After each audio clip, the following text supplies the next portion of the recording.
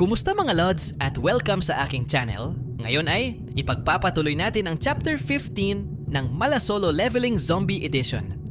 Tinanong naman ng ating bida si Zhang Qi kung sigurado na ba siya sa pagtapos kay Chong at sinabihan rin ito na kapag ginawa niya ito ay magiging isa na siyang mamamatay tao. Sumagot naman si Zhang Qi na may tiwala siya sa ating bida kaya gagawin niya ito at agad siyang lumapit kay Chong habang naluluha at sinaksak ito. Ngunit bigla na lamang itong sinalag ng ating bida na ikinabigla ni Zhang Qi kaya napatanong siya kung bakit siya pinigilan nito. Agad namang nagbigay ng utos ang ating bida na lumabas silang lahat sa silid dahil may nag-pop up na mensahe mula sa system na may rare mutated variant si Chong at sinabi rin ng ating bida na siya na ang bahala sa sitwasyon dahil maaaring magamit pa nila si Chong. Nang makalabas na ang lahat, hinarap ng ating bida si Chong at binulungan ito na may importanteng misyon siya para sa kanya. Samantala, may isa namang sasakyan na nawalan ng kontrol habang mabilis ang takbo at sumalpok ito sa poste. Lulan pala nito si Shengze na agad bumaba at napasabi na napakamalas niya ngayong araw. Ngunit napasabi pa rin ito na at least malapit na raw siya sa kuta ng ating bida. May isa namang zombie na sumulpot sa kanyang likuran na agad umatake at nakagat siya sa kamay. Itinulak niya ito at tumakbo pabalik sa kanyang kotse at kinuha ang isang crowbar na ginamit niya upang paulit-ulit na hampasin ang zombie hanggang sa mamatay ito. Dahil sa nangyari, napasabi siya na hindi ito ang lugar na basta-basta nililibot at dahil dito, agad siyang naglakad patungo sa kuta ng ating bida. Samantala, sa labas ng kuta ng ating bida, lumabas siya kasama ang kanyang mga kasamahan upang turuan sila kung paano labanan ang mga zombie. Napasabi naman si Shanshan sa ating bida na hindi sila komportable sa suot nilang protective gear.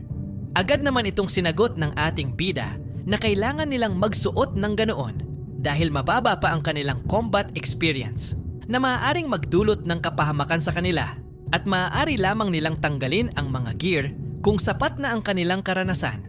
Nagsabi naman ang ating bida na maghanda na silang lahat dahil nasa range na sila ng mga zombie at maya-maya lang ay nakita sila ng zombie at sinugod. Agad sumigaw ang ating bida na tandaan ang kanyang mga tinuro at bantayan ang isa't isa sabay ilag sa umaataking zombie. Agad namang tinaga ni Fort ang zombie sa noo ngunit hindi ito tinablan dahil sa tigas nito kaya napaaray na lang siya. Muli namang umatake ang zombie pero nasalag lang ito ni Fourth at napasigaw na tulungan siya.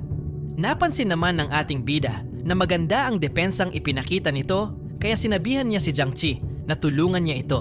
Kaya agad itong hinampas ni Zhang Qi sa batok at natumba ito.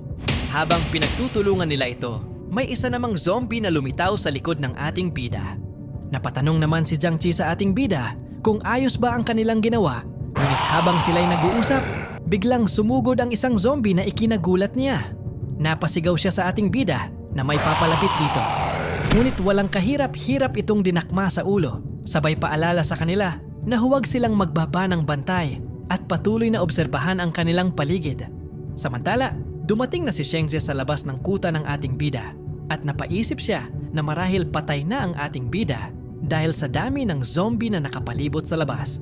Bigla naman siyang may narinig na sumisigaw at agad niyang nakilala ang boses kaya lumapit siya upang tingnan kung ano ang nangyayari. Nagulantang naman siya nang makita niya ang ating bida at ang mga kasamahan nito na naghahunting ng mga zombie.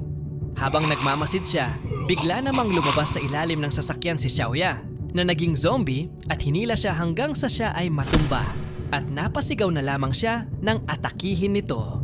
At dito natapos ang Chapter 15. Please like, comment and subscribe kung gusto nyo pa ng Chapter 16.